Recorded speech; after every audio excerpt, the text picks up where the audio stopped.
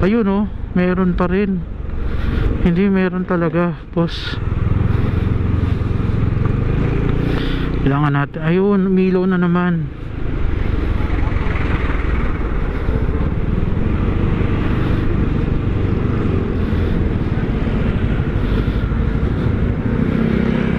Yan lang.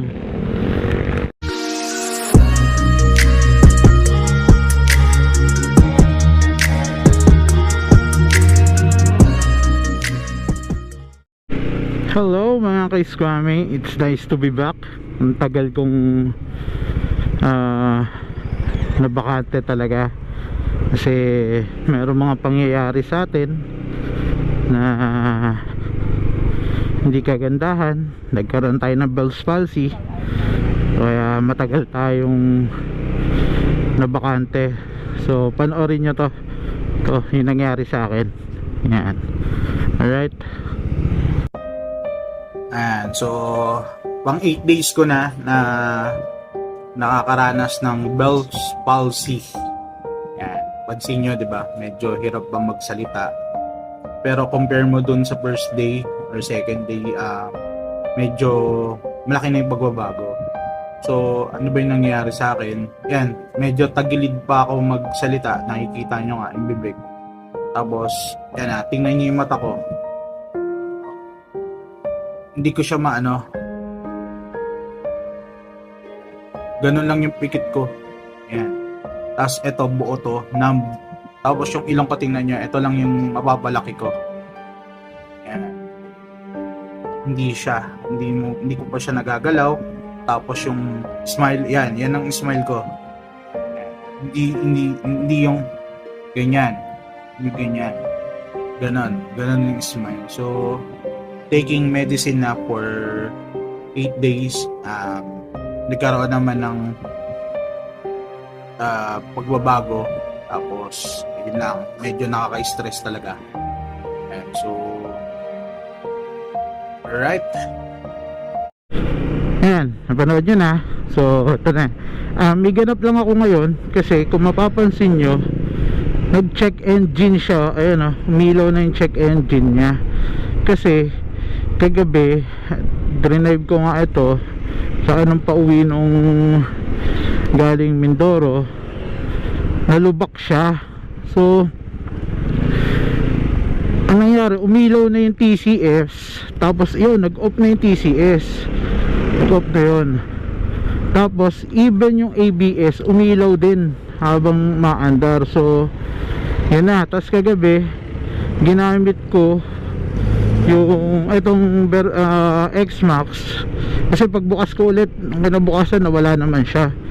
Kasi nung maandar na ako, yun na, bumalik na naman siya. So doon na lumabas yung check engine nya. Tapos naka TCS on yun. Yan. Tapos bigla na lang nag TCS off. Pag nag TCS off yan, iilaw naman tong TCS dito na indicator. Yan, dyan. Tapos pati ABS umilaw din eh. Tapos lumabas na yung check engine. Ayun, hindi ko na alam kung ano nangyari sa X-Max natin. Ito yung pinakaunang encounter ko na problem sa X-Max. Matagal na panahon bago. Ito lang talaga first time na parang nag-check engine siya. Kaya ngayon pupunta tayo kay Boss RC or kay Garage FI para ipa-check yung ating X-Max. Yan, para ma-diagnose niya kung ano yung naging problema. Yun, tinan nyo mamaya, lalabas yan, magti-TCS off yan. Tapos yung ABS niya ni ilaw din. Siguro pag uminit na, hindi ko alam kung ano nangyayari talaga dito sa ating X-Max na to. Kaya maaga ipa-check na natin agad. Ginagapan ko na lang siya ngayon, kasi nga mahirap, hindi natin pwedeng bakbakin. Taga Bacoor kasi sila Boss Garage FI, sila Boss RC. Ako kasi taga Imos. Well, ano na lang natin, medyo mahaba-haba to, traffic pa. So kailangan natin gapangin talaga lang kasi mahirap magmatulin tapos biglang eto na naman Hindi ako sanay ng ganito na nagkakaroon ng problema yung ano. And alright, ayan na, kung makikita nyo, umilaw na yung TCS tsaka ABS. Bumirit lang ako ng mga 60-80. Ang RPM ko ay pumalo ng 5. So yan na siya, umilaw na yan, yan, umiilaw na siya. Ikikita nyo na yan dyan. Medyo may something talaga, kaya papacheck na natin. Alright, alright, nasa Bacoor na tayo. Yeah.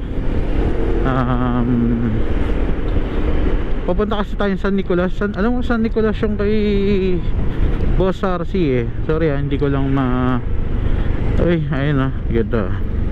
Meron pala available dito yung mga van. Yung van ni Boy P, diba?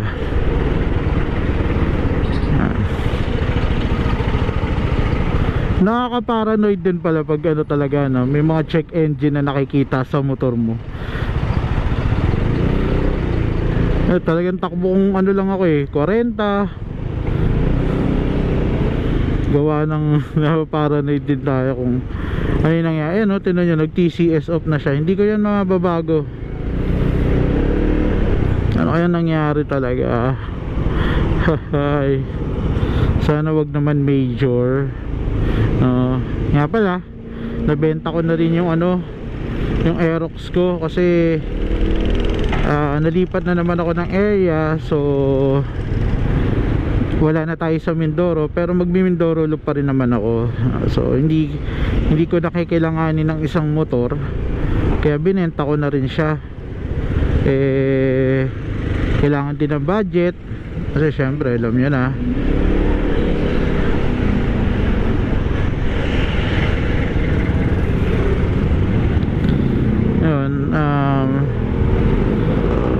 It's a good deal. Pinost ko kagabi, kinuha din kagabi. So madali naman kausap yung bumili. Hindi naman na siya nakipagtawaran ng sobrang laking tawad. Tumawad din naman kahit pa paano.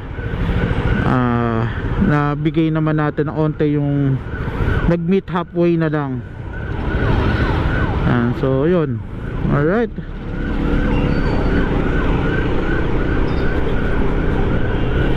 ambulansya sa likod. Naku po.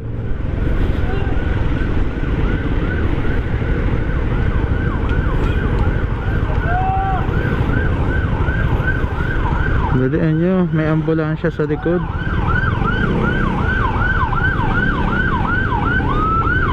So nandito na tayo.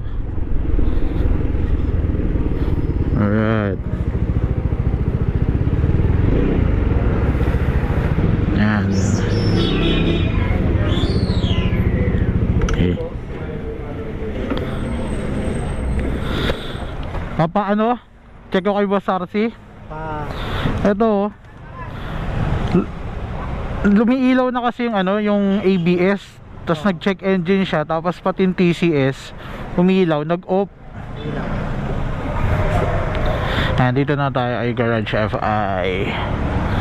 Aray, sakit. Aray po.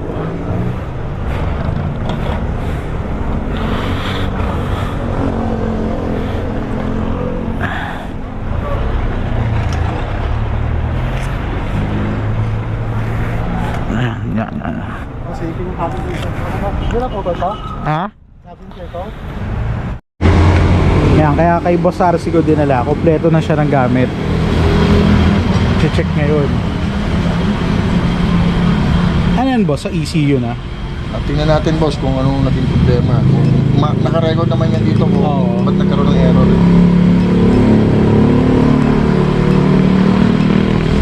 Checking na. Sana wag malala.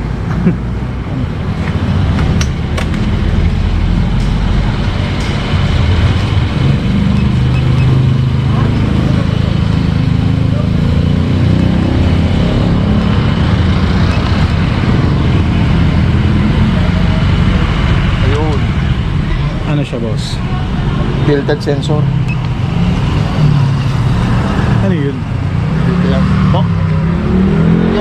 tilt sensor dito.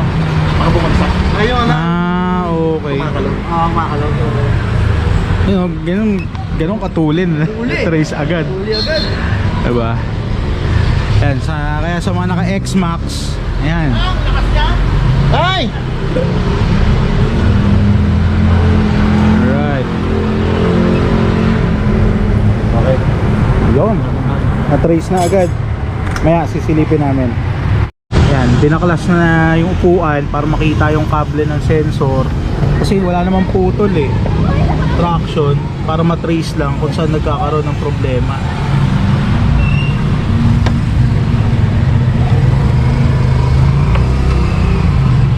Ito pala ang loob ng X-Max, madumi.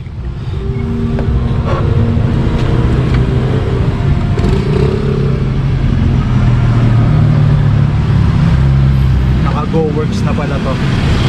Ngayon ko lang nakita.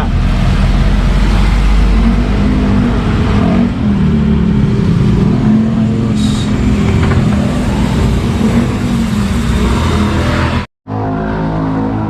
Sa ulo nga po. Ito yung tilt sensor. Yan yung tilt sensor. Ano? Tilt. Tilt. Oo. Tilt sensor yan. Tilt sensor. Wag, pag yan bumaba, mamamatay makina mo. Kasi merong ano sa loob yun eh, parang hindi ko alam, parang Basta sensor oo, siya. gumagalaw loob yan. Oo. Pag ginalog, kumakalog na yung loob yan.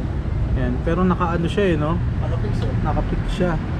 Yun yung nababasa doon sa pang-review ko sa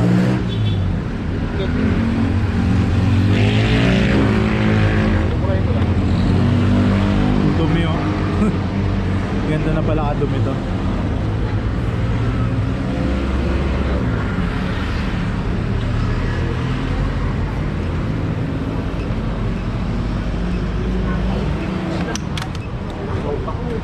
Ito boss, pag tinaandar kong gano'n, lalabas.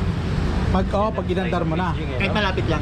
Oo. Mga ano, basta parang pumalo ka ng 6 ano na RPM eh.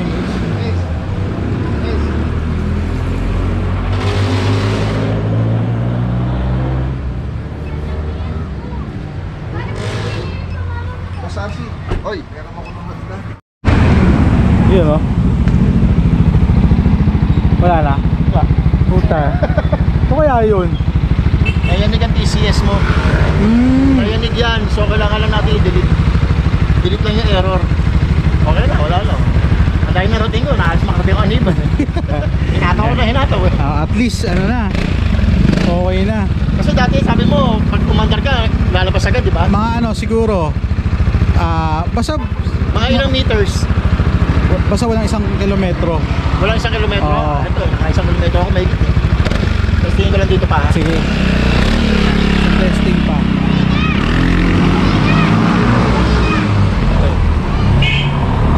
Ito yung kay Boss RC. Yan. So, naayos na ni Boss RC. Wala na yung ABS, tapos wala na rin yung TCS. Wala na rin check engine. Tapos na-test ride na rin. Ayos na lahat. Yan. So, ayos, di ba? Basta may ano, yung ganun, yung tools. Kompleto na kasi si Boss RC dito, kaya Papa NMAX, Aerox, no? Lahat pwede na. Yan, Honda, pwede rin dyan, boss. Ayan, pasok din. So, Kaya sa isusin. eto. Yan, so papa-change oil na rin ako kasi tinakbo pa lang 400 plus pero na-stock kasi isang buwan. Change oil na ulit. Ito normal, nakailaw, ABS, pag hindi pa Oo. Tapos magpapapalit na rin ako kulat, boss. Kulang? Oo. Paklasin na natin. Oo. Alright. Ayan, ikabit na yung Samco hose.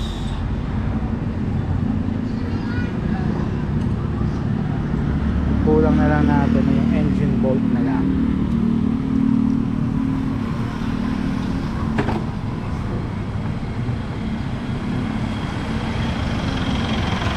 Tapos na yung ating Samco hose. Tapos sunod na project natin ay deep cleaning na. Papalinis na natin lahat yan sa susunod na. Tapusin muna natin yung Mindoro loop. Boss, thank you, boss. Boss, Thank you. maraming salamat, boss. Alright, tapos na tayo dito. Nagawa na ang ating X-Max. So chinek naman yung mga kable ng TCS, ABS. So nung chinek, walang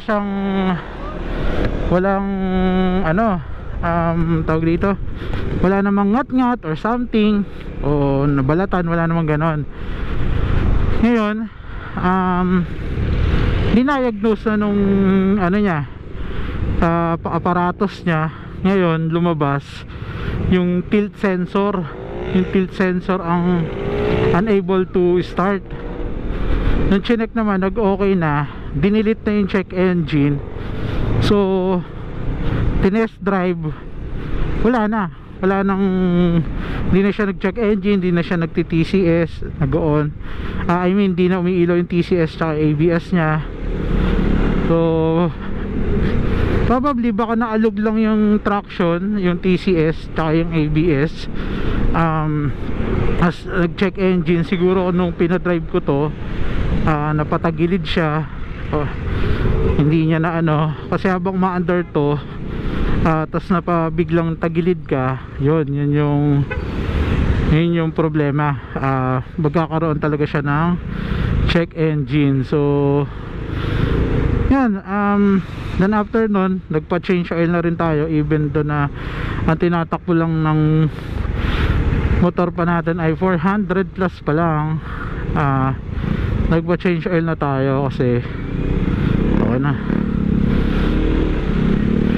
Nagpa-change oil na tayo kasi nga na-stock din siya ng mahigit isang buwan. So malinis pa rin yung langis natin, pero mas maigi na safe tayo. Tapos nagpapalit na ako ng coolant para malinis na rin, kasi simula nung binili ko to, hindi pa to napalitan ng coolant. Tapos spark plug, nagpapalit na rin tayo ng spark plug para okay na rin. Tapos ayun meron pa rin, hindi meron talaga boss. Kailangan natin, ayun, umilaw na naman.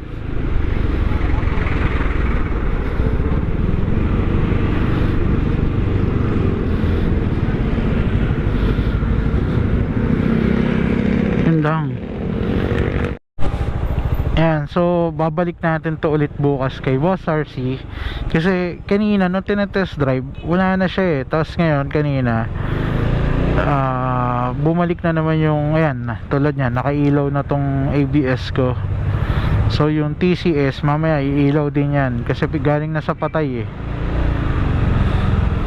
Ayan, so i-check na ni Boss RC lahat. Pag meron kaming tilt na sensor doon, i-check niya yon kung ang sira na ba nung motor ng ay tilt. Kung hindi, hahanapin namin yung kung saan nanggagaling yung sira nung motor. So yun. Alright, Starbucks Bermosa.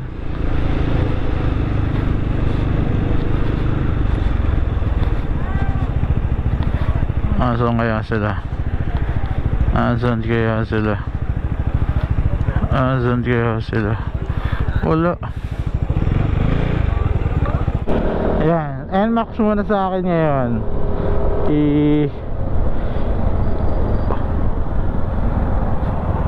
I-uwi muna ni Kim yan para diretso na siya bukas.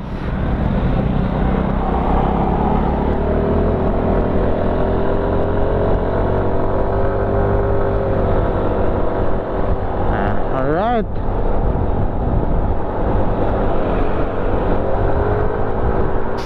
"24 hours later."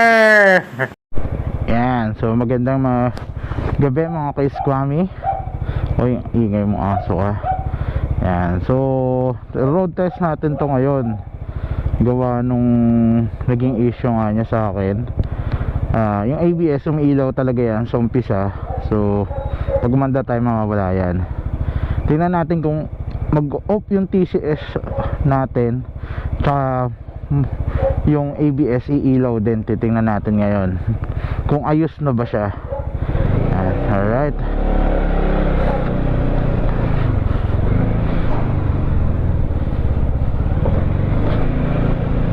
Medyo hindi ko kasi na testing. Lani, si Brother Kim kasi yung nagdala kay Sarsi muna nung last, kasi may pasok ako eh, hindi ko madala. So siya muna. Nung una akala namin na Sarsi ay yung TCS sensor. So nung na-detect, na-check niya, binaklas na niya kasi yung gulong. Binaklas na yung gulong. Doon nakita ni Boss Sarsi na ang luluwag pala lahat. Ang luluwag lahat ng tornilyo ko, na halos kumalas na yung tornilyo doon sa yung rear nut tsaka yung sa sensor. Halos inano na nga lang daw niya yun, parang kinamay na lang, nahugot agad. So tapos yung sensor ko, yung bilog, parang disc, ano siya, oblong na, kumbaga baliko na. So pinalitan na rin namin. So nung drive na to ni Kim papunta sa bahay, ano na, hindi naman daw nag-umilaw yung TCS at yung ABS nya.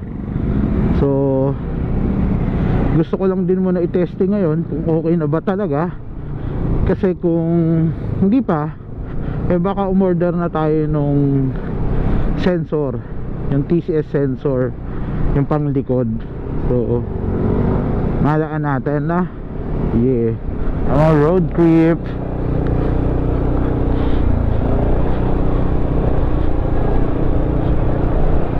Nice. Alright.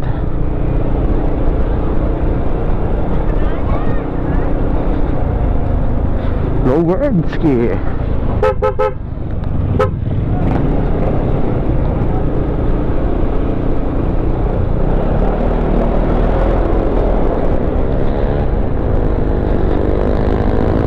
Alright.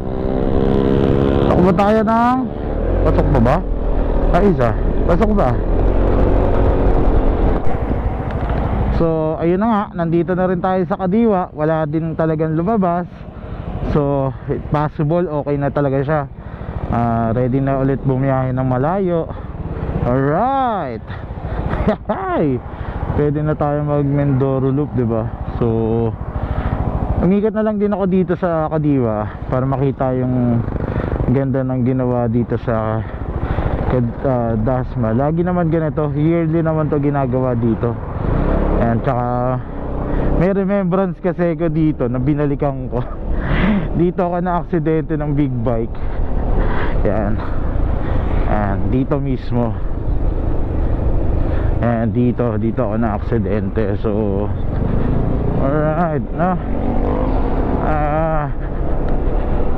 Buhay dito, may Tiangge. At least naka road trip tayo kahit papano. Meron na palang cafe dito.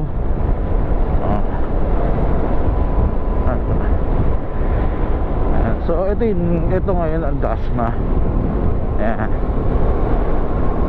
Alright. Yeah. Din din din. Dun dun dun dun. Dun dun dun dun dun.